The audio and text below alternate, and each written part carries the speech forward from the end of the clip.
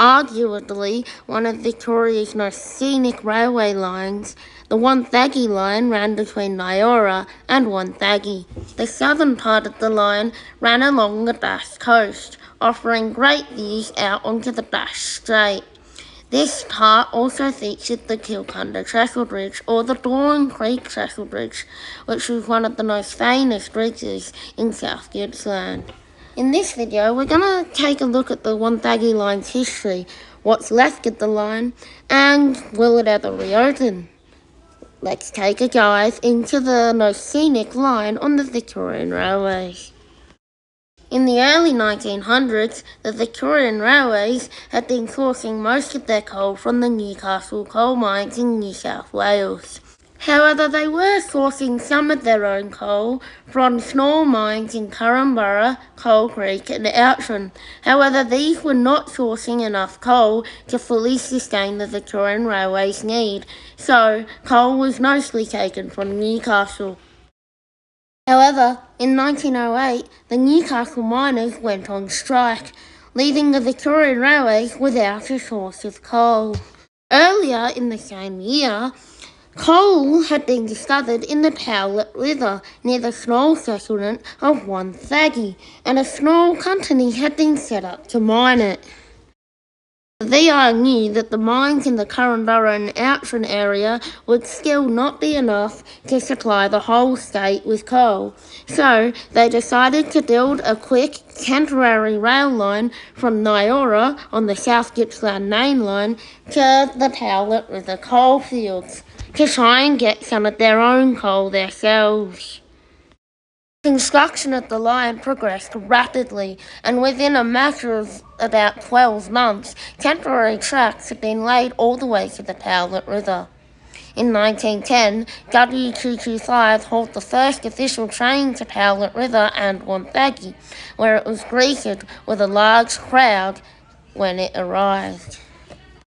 Soon after the railway arrived into Powlett River, the Victorian Railways discovered that this scene of black coal was perfect. It was rich and it was very large, and they soon established the state coal mine, and the small settlement of Wonthaggi became what is known as a tent town, and many miners moved to the area. The line's production and size progressed rapidly, and in 1926 it already reached its peak production of 2,474 tonnes every single day. It was truly a very busy mine, and was providing the Victorian Railways with a sustainable amount of coal to operate their locomotives and buildings. A large transfer area had been built in the central area of the mine, where production was highest. Coal transfer yards were everywhere, and it made coal transferring onto trains efficient and fast.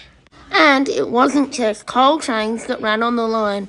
Mixed goods trains ran most days, and in the early years, 12 return trains between Flinders Street and Wonthaggi would run each week. In 1919, the line was extended to the eastern area to allow coal to be loaded there instead of transshipping all the coal mined in that area to the central loading point. Then, in 1939, this line was extended again to the Kirrak mine, which was further east towards the town of Inverloch.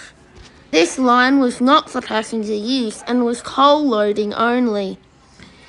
However, in the 1960s, a few tours were run beyond Wonthaggi to the Kirrak mine. However, these were not regular scheduled passenger services. In the 1950s, loco-haul passenger services on the line were mainly replaced with rail motors.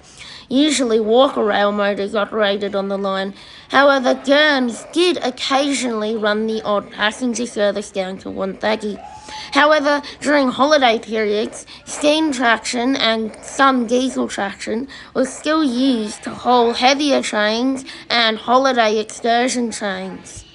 The state coal mine was profitable until the 1950s rolled around, when the Victorian Railways began its transition from steam to diesel power. Slowly, different sections of the mine began to close and became unprofitable. The state coal mine was the Wonthaggi Line's main source of revenue, and if it closed, the Wonthaggi Line would likely close soon after. Then disaster struck. In 1968, the state coal mine was officially declared closed.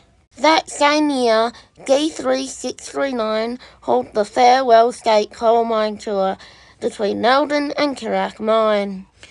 The passengers were able to disembark from the train at Kirrak Mine and take a look around, as D3639 shunted around the very overgrown yard and prepared to depart the mine with the last load of state coal mine coal.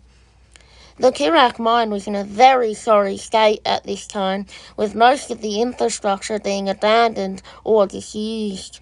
The tracks were the same, overgrown and rusty. So, D3639 departed Kirrak Mine with the final load of state mine coal, with much struggle. There was lots of wheel slip, but eventually it got moving. It made it successfully to Wonthaggi, and this ended the tenure of state coal mine coal on the railways. In terms of the line itself and its stations, well, it branched off from the main South Gippsland main line at Nyora before running along relatively flat floodplains through Woodley, Kerno and Almerta. The line began to approach the coast and go through Glen Forbes and Woolamai. At Anderson, it was where most passengers to Phillip Island would disembark and change the buses. Then it ran along the coastline through Kilcunda and the small town of Galeston before arriving at Wonthaggi. Passenger service on the line had already been cut significantly and was operated usually by just walker rail motors. Walker rail motors were uncomfortable to ride on and did not have a very high capacity.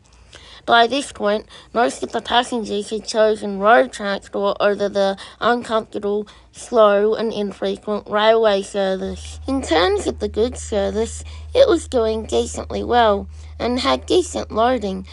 This was due to lorries and trucks not being designed for long-distance routes at this time. The goods service ran weekly, usually on Thursdays. However, despite the goods service being very well loaded, it was not profitable enough to save the line. The line was very expensive to maintain, as it had numerous trestle bridges and ran along salty sea-air coasts for most of its length, meaning corrosion happened faster and maintenance had to be more precise.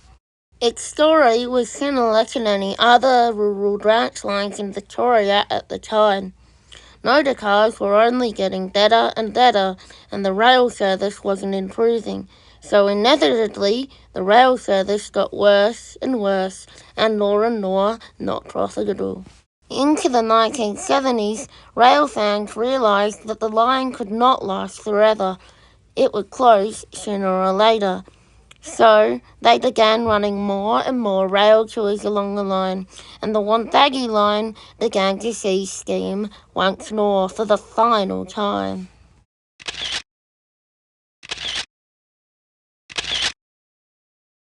1978 rolled around, and it had been a decade since its state coal mine had closed. And the VR finally decided that the line that was built for that very coal mine should be closed too. So, in 1978, the final train was run on the Wonthaggi Line. No ceremony, no special last train, nothing. It could have been just your average old regular goods train along the line. However, it stopped at every siding and every station to pick up every single wagon and all staff equipment along the line. However, since it was not advertised as the last train, there aren't any photos of it, sadly. We don't even know what that consist looked like. I'm sure there might be records somewhere, but they're very hard to find. The line lay dormant for many months, many years. Then, finally, in 1988, dismantling of the track began. After local backlash, it was decided to keep the trestle bridges around Kilcunda for historical purposes, and this eventually led to the whole line being preserved as a rail trail for the residents to enjoy. This meant refurbishing the Kilcunda Trestle Bridge, and it soon became a very nice landmark to visit. These are actually my photos of me recently visiting the bridge.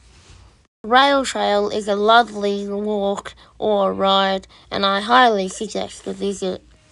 The other trestle bridge in Kilcunda was the Fauna Bridge over the main Bass Highway. However, this was not done up or preserved and was just left to rot, meaning it slowly deteriorated and deteriorated. Then, in 2024, the council decided that they would demolish the bridge.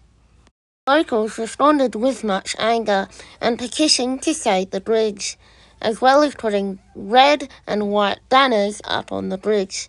However, this did not stop the council, and in 2025, the bridge was demolished. On a more positive note, the former Wonthaggi Station building and goods shed have been preserved and are now owned by the Wonthaggi Historical Society, where they've set up a lovely museum in there, which includes a gallery of the railway, as well as an old state coal mine infrastructure and random other machinery. It's a very nice little museum to go and have a look at, and the people who volunteer there are always very chatty and full of information. As well as the Wonthaggi Station being part of the Historical Society, the State Coal Mine has been turned into a historical attraction and a museum, with many old 1910s-style buildings from the State Coal Mine to make a little State Coal Mine village. They also offer underground tours through some of the old shafts of the State Coal Mine, which is very interesting, and I went on the tour and the tour guide was very great. Of interest in their collection, they do have some railway stock. They have K192, which was the last of the Victorian Railway's K-class locomotives, and it's covered in birdpoop. No, it's just a decoration. Its cab is open for viewing, and it has stairs up into them, with a replica Eastern Area sign. They also have some assorted goods wagons, as well as a former K trailer 203 key. I'd just like to mention that both the State Coal Mine and the Wonthaggi Station Museum are completely free to enter and visit. However, if you want to go on an underground tour at the State Coal Mine, you do have to book, as limited spaces are available. I really recommend going and checking them out. It's really nice to see all this historic significance and restoration of the State Coal Mine and the Wonthaggi Line. And there you go. That is the Wonthaggi Line, the line along the coast. Arguably one of Victoria's most scenic lines. I'd like to thank Regic for providing the videos for this video. I don't have any footage of the line operational, and all of the footage is from him. So huge thank you to Regic, and go check out his channel. Anyway, thanks for watching, guys. I hope you enjoyed. Please like, subscribe, do all that yada yada to get my channel out there. I really appreciate it, guys. Hitting 200 subs from 100 subs 3 weeks ago is absolutely unbelievable. Anyway, 12 A's the best in A, 7 A's second, and have a good one.